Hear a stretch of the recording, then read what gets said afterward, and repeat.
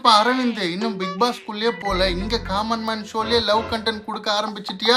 உங்க எல்லாருக்குமே தெரியும் ரீசெண்டா நடந்த டான்ஸ் எபிசோட்ல கரிஷ்மாவும் அரவிந்தும் ஒழுங்கா டான்ஸ் பண்ணல, அவங்களுக்குள்ள கெமிஸ்ட்ரி ஒர்க் அவுட் ஆகல. அண்ட் இவர் அவங்கள தூக்குறதுலயே குறியா இருந்தாரு. என்னென்ன பண்ண போறாரோன்னு தெரியலன்ற மாதிரி கரிஷ்மா சொல்லி எனக்கு கொஞ்சம் அன்கம்ஃபர்டபுளா இருந்துச்சுன்ற மாதிரிலாம் சொல்லிட்டு இருந்தாங்க. இதை பத்தி தான் பேச போறோம். பிக் பாஸ்குள்ள நிறைய பேர் லவ் கண்டென்ட் கொடுப்பாங்க. காமன் மேன் ஷோக்குள்ளேயே லவ் கண்டென்ட் கொடுக்க ட்ரை பண்றதுன்னா நம்ம அரவிந்த் மட்டும்தான்.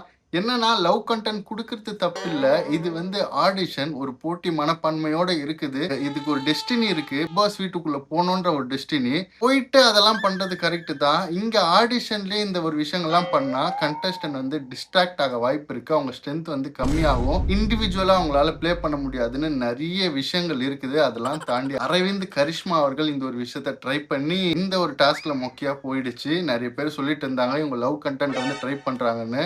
ட்ரை பண்றது தப்பு இல்ல. அது ஸ்ட்ராட்டஜிக்கலா ஒர்க் அவுட் ஆனா நல்லது, இல்லைன்னா அது வேலைக்கு ஆகாது. சரி, நான் சொல்ல வேண்டியது என்னன்னா எந்த வேலைக்கு போறோமோ அந்த வேலையை முடிச்சுட்டு அதுக்கப்புறம் மற்ற வேலைகள் எல்லாம் பண்றது நலமா இருக்கும் என்று நான் கருதுகிறேன். ஏன்னா யாரை செலக்ட் பண்ணிருக்காங்கன்னு வதந்திகள்லாம் போயிட்டு இருக்கு. அதுல ஒரு சில பேர்கள் இல்ல. லவ் கண்டென்ட் கொடுக்குற நேரத்துல என்னோட பெர்ஃபார்மன்ஸ்ல ஒர்க் பண்ணியிருந்தா இந்த ஒரு விஷயம் நடந்திருக்கும். யாரை சொல்றேன்னு உங்களுக்கே தெரியும். லவ் கண்டென்ட் கொடுத்ததுல ஒருத்தர் வந்து பிக் பாஸ்குள்ள போறாங்களாம், ஒருத்தர் வந்து போகல அப்படின்ற மாதிரி நான் கேள்விப்பட்டேன். மக்கள் இப்ப நீங்க கமெண்ட்ஸ்ல சொல்லுங்க, காமன் மேன் ஷோல லவ் கண்டென்ட் தேவையா இல்லையா? கமெண்ட் பண்ணுங்க. நானும் மக்களும் பார்த்து தெரிஞ்சுக்கிறோம்.